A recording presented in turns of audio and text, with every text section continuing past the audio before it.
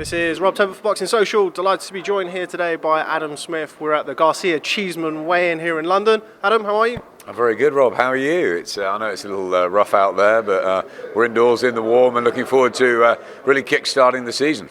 I'm very well. I got here an hour before letting because of the snowmageddon that I was promised. Didn't actually turn out into that. But yes, we are in the warmth. Let's start at the top of the card and work our way down. Ted Cheeseman challenges for the European Super Welterweight title. What do you make of that fight? I think it's a real good opportunity for Ted. He was, listen, he's had a great rise, hasn't he? 3.5 years since he turned pro at the O2. He's got a good fan base. He's got plenty to like about him. All-action type fighter. Conquered the British level and a really good performance, I thought, late last year. And look, they're taking the gamble to go in and up against this Sergio Garcia unbeaten. But they believe that they can make that move up in levels to the European Championship.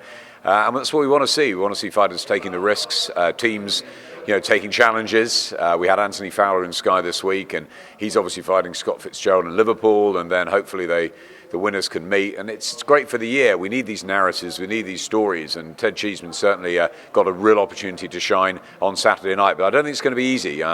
He's undefeated at Garcia. He comes from a good stable, decent upbringing, and he's done little wrong as a pro. So it's an ask for Cheeseman, but for British fight fans, hopefully one he can take. Sort of reminds me a little bit of the Lewis Ritson-Francesco Patera fight. Do you think the fact that Lewis Ritson came unstuck there is basically a bit of a kick up the backside for Ted Cheeseman not to take his foot off the gas for this fight? We also saw Sam Egington struggle, didn't we, in the same sort of a challenge. So, yeah, there's no guarantee. It is a risk. That's what we want to see these guys take. I think this is the year, Eddie and I have said, 2019, for new faces to come through, new bill toppers, the likes of Joshua Boazzi and Lawrence Okoli, of course, who's on the bill, Josh Kelly, these guys, Joe Cordina, Lewis Ritson can come again, and Ted Cheeseman's got a great opportunity. So, yeah, he's got to be careful. He's not the finished fighter by a long way, but there's plenty to like about Ted. We really like watching him do his business in the ring, and we're looking forward to the journey, however far he can go. Jake Paul versus Craig Richards, finally getting in the ring after a couple of delays. What do you make of that fight? Really, really good fight. Really looking forward to it. Again, these are the fights that have got to be made. The winner goes on, the loser's got to look at himself. Jake Paul has, he blew onto the scene, didn't he? And then he had that knockout defeat, that setback at Wembley on the Katie Taylor pro debut show. And look, he's come back well. He's changed trainers. He's gone to Dominic Ingle. But, he's kept Craig Richards waiting. Craig's not a happy man. Craig's done nothing wrong, really, in his pro career. He's taken his opportunity against Frank Buglioni on a big show, and I thought he handled himself really well in the short build-up to that and performed admirably. It's a 50-50 fight. It's a good one, and I can't wait. The winner of that fight, it's something that Craig Richards spoke about yesterday in his interview with Boxing Social. He kind of said that obviously a lot of the talk domestically in the light heavyweight division is about Josh Boazzi, Anthony Yard. Does the winner of that fight belong in that kind of upper echelon of British light heavyweight prospects? Well, of course. As I said, like with Ted Cheeseman, this is a great opportunity. They're just before the main event. They've got great TV time. It's the first big show of the year.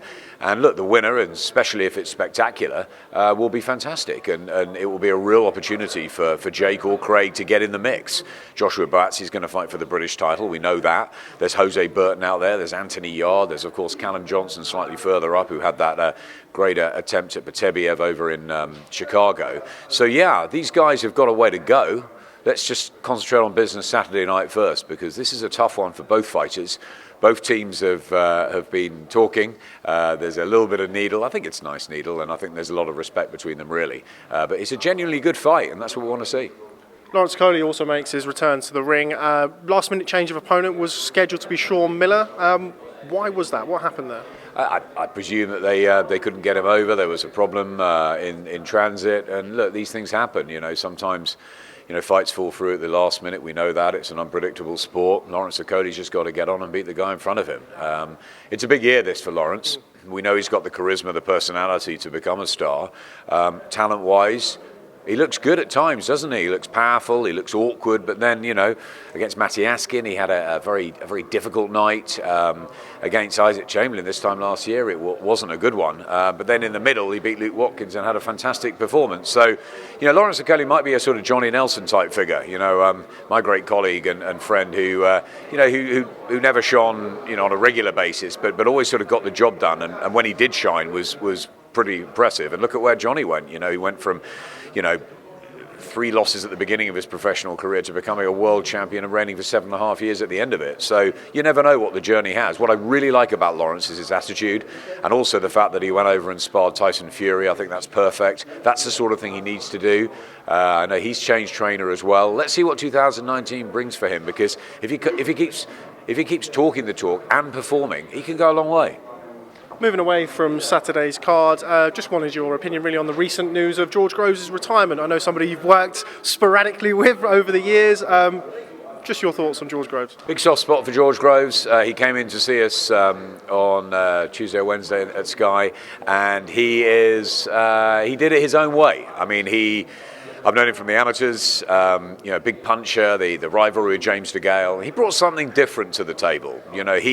He made that Froch Groves narrative, that rivalry.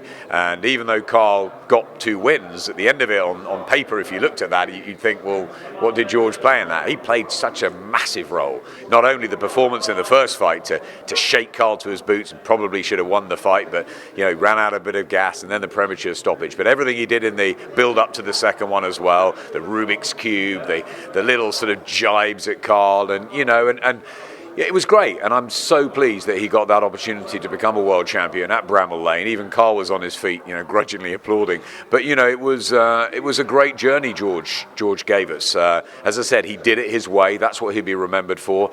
It was a lot of fun. I will genuinely miss working with him, and hopefully we can work together in the future. I think he'll be an excellent analyst and pundit.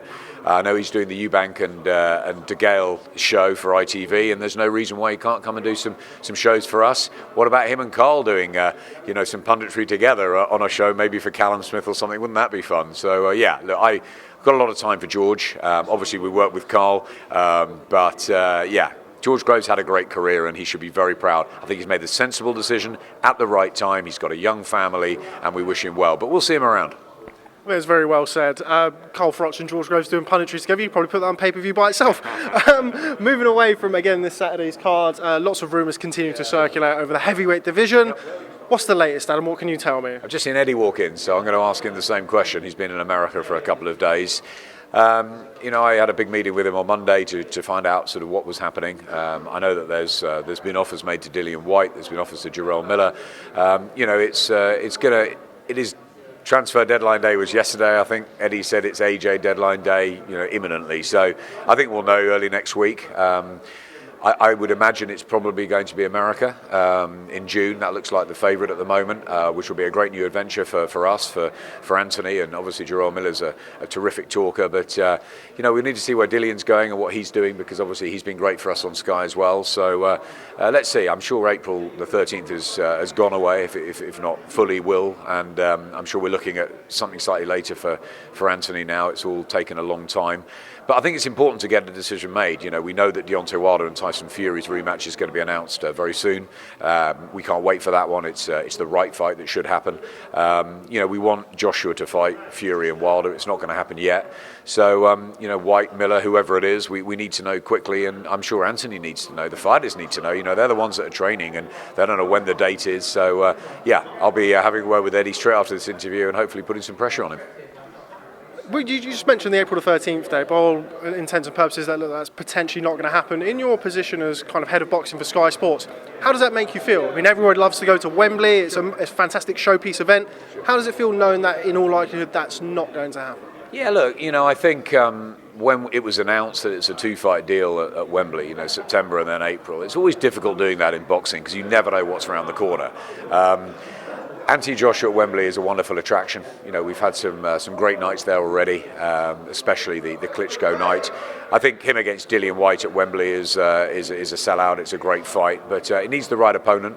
And if it's not going to be Dillian at the moment, and he is going to go the American route, then we wait and we see if Dillian Joshua could be made later on in the year or early next year, or if it's going to be a Wilder or Fury.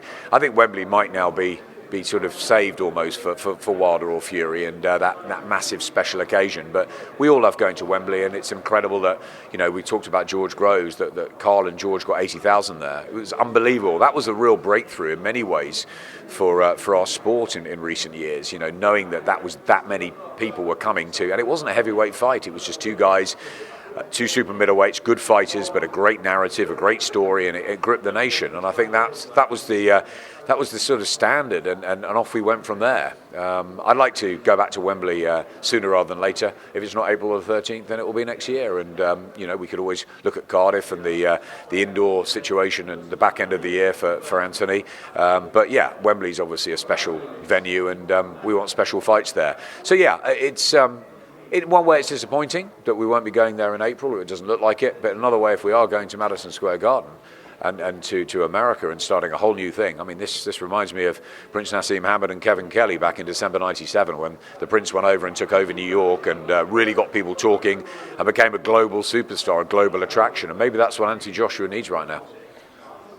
In your role as Sky Sports head of boxing, I know you have to consider these things. With Joshua fighting Jarrell Miller in New York, obviously it's not going to be a 5:30 in the morning slot, but it will be considerably later than what you're used to. Sure. How much of an impact will that have on pay-per-view sales? Yeah, I mean, that's obviously it's difficult. At 10 o'clock at night in England, that's the time that fight fans really get engaged, and the casuals are in tune, because it's a very good UK time on a Saturday night. Obviously harder if you're talking through the night, but it depends on the fight, depends on the story, depends on the occasion. Ricky Hatton and Floyd Mayweather in Vegas was huge through the night, and that was at, I think, 4:30 in the morning. We've also done Mayweather-Pacquiao, same sort of time, Mayweather-McGregor, big fights, big nights, big events, and people stay up for them. And I think people will stay up for AJ. I mean, he's going to have a lot of fans going over. I think it's a perfect sort of, weekend if it happens in June for, a husband and wife team, the kids, a weekend in New York, and everybody loves AJ, don't they? They love being around him, and I think it's a great attraction. That, of course, the Garden only holds so many, so a lot of people will be watching it through the night. So yeah, we're confident. It's as I said, you need a story, and Anthony Joshua, going over to America, knowing that Tyson Fury's gone there and the Wilder Fury rematch will happen, is probably the right step for him now. If it had been Dillian Whyte, sure, wonderful fight in April. Looks like that's not going to happen. It will either be Dillian later, or it will be Jarrell Miller in New York. So, fingers crossed we get a decision soon, and then we can really start getting behind it. And as I said, telling the story, that's key. But yeah, come on, Anthony Joshua is a massive attraction in America, isn't he? What do you make of Dillian Whyte going over to America? Raised a few eyebrows, went over to the Pacquiao-Broner show. Don't profess myself to be best friends with Dillian, but I know him well enough to know that I can kind of imagine what was going through his head when he was over there. What did you think to that, when he's going over and, call it what it is, flirting with Showtime? Look, every fighter's got to look after themselves, haven't they? I wanted Amir Khan to fight Kell Brook. You know that, I know that. He's fighting Terence Crawford. Fighters have to make decisions. It's a short career. They've got to look after themselves. That's the fundamental point about it. I've been in regular contact with Dillian. I saw him earlier this week. I've been speaking to him on the phone every other day, pretty much. He wants to be a Sky fighter. Have no doubt about that. He's told me categorically he wants to fight on Sky. So we've got to work with him and Eddie and make sure that happens. Rumoured date for Dillian's potential return to ring is April the 20th, also the same night as Crawford-Khan. Can we read anything into that? I'm not sure. We have to wait and see how all the balls fall. Ultimately, Dillian is, he was waiting for April 13th. With that maybe not happening now, he's, I know, started sort of light training, but they need dates, fighters.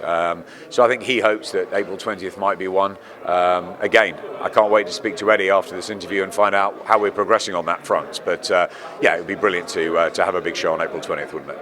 What kind of opponent would you... Because Dillian's kind of been in this situation where he's hovering around world level or world title shots and, taking certain fights.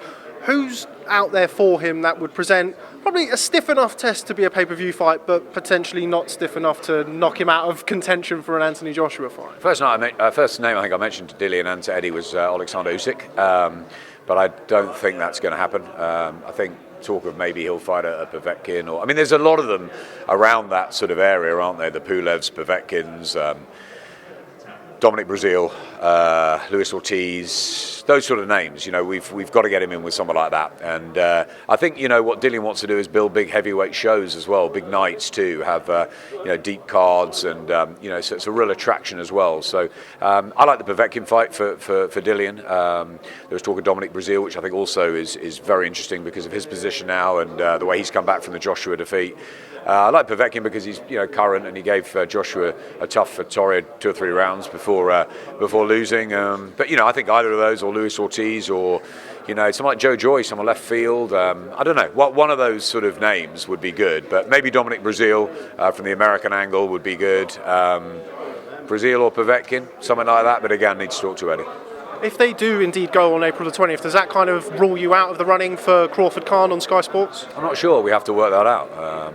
As with all these things, it comes down to how these nights can be put together, what money is being expected from each and every side, and Dillian's got his own plan and agenda. He's got his own advisors. Eddie's got his.